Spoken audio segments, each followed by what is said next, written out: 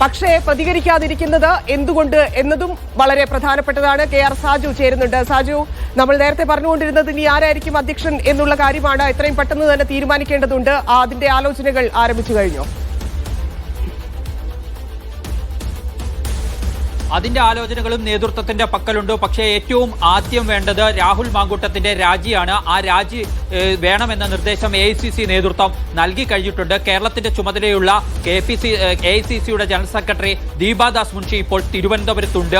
അവരുടെ പ്രതികരണം കൂടി നമ്മൾ പ്രതീക്ഷിക്കുന്നുണ്ട്. കാരണം അതിശക്തമായ നിലപാട് KPCC നേതൃത്വത്തിന് നിർദ്ദേശം നൽകിയത് ദീപാദാസ് മുൻഷിയാണ്. ഇന്ന് രാവിലെ ഇപ്പോൾ ഉയർന്നിരിക്കുന്ന ആരോപണങ്ങളെ ലഘുവായി കാണരുത്, ഗൗരവത്തോടുകൂടിയുള്ള അന്വേഷണം വേണമെന്ന നിർദ്ദേശം ആദ്യം നൽകിയത് AICC നേതൃത്വത്തിന്റെ ഭാഗത്തു നിന്നായിരുന്നു.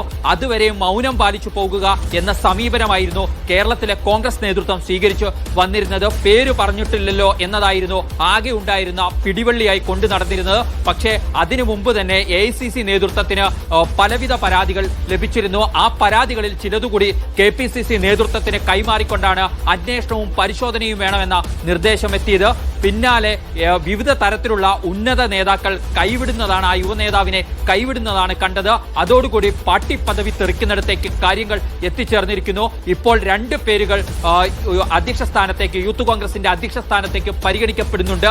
അത് ഒന്ന് KSUവിന്റെ മുൻ സംസ്ഥാന അധ്യക്ഷനായ KM അഭിജിത്തിന്റെ പേരാണ്. ആ പേരിനാണ് കൂടുതൽ മുൻഗണന ലഭിക്കുന്നത് നേതാക്കൾക്കിടയിൽ എന്നാണ് മനസ്സിലാക്കപ്പെടുന്നത്. കാരണം അർഹതയ്ക്കുള്ള അംഗീകാരം KM അഭിജിത്തിന് ഒരു പദവി ലഭിക്കേണ്ടതാണ് എന്ന വിലയിരുത്തൽ കേരളത്തിലെ മുതിർന്ന കോൺഗ്രസ് നേതാക്കൾക്കിടയിൽ ഒക്കെയുണ്ട്.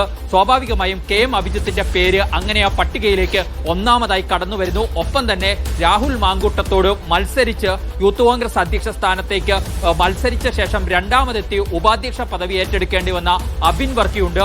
അബിൻ വർക്കിക്കും പാർട്ടിക്കുള്ളിൽ വലിയ രീതിയിലുള്ള വോട്ടെന്ന് അബിൻ വർക്കിക്ക് സമാഹരിക്കാൻ കഴിഞ്ഞിരുന്നു. അതിനാൽ തന്നെ അബിൻ വർക്കിയുടെ പേര് കൂടി പരിഗണിക്കാം എന്ന നിർദ്ദേശവും ഇപ്പോൾ നേതൃത്വത്തിന് മുന്നിലുണ്ട്.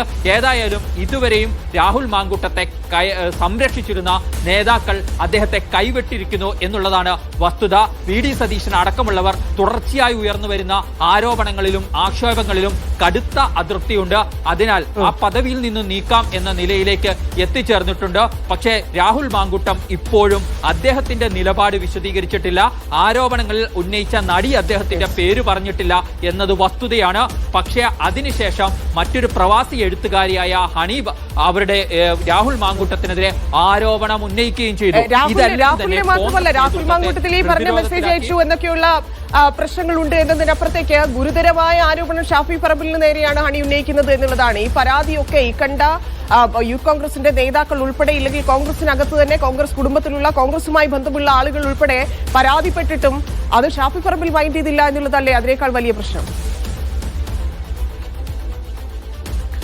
അത്തരം കാര്യങ്ങൾ കൂടി പരിശോധിക്കപ്പെടേണ്ടതുണ്ട്. പ്രത്യേകിച്ച് AICC നേതൃത്വത്തിന് ഇന്നലെ ഈ നടി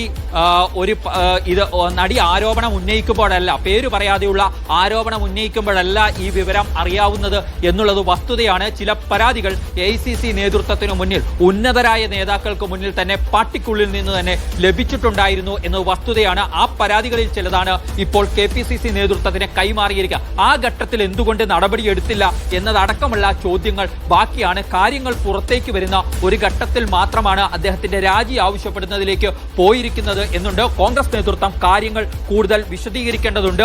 മൗനത്തിന്റെ മാളത്തിൽ നിന്നും നേതൃത്വം പുറത്തേക്ക് വരേണ്ട ഒരു ഘട്ടമായിരിക്കുന്നു എന്നുള്ളതാണ് വസ്തുത. അതൃപ്തി ഒക്കെ ഉണ്ടെങ്കിൽ അത് തുറന്നു പറയേണ്ട ഘട്ടത്തിലേക്ക്, കാരണം കോൺഗ്രസ് പാർട്ടി ഈ ഘട്ടത്തിൽ പ്രതിരോധത്തിലായിരിക്കുന്നു എന്ന വിലയിരുത്തലിലേക്ക് നേതാക്കൾ എത്തിച്ചേർന്നിട്ടുണ്ട്.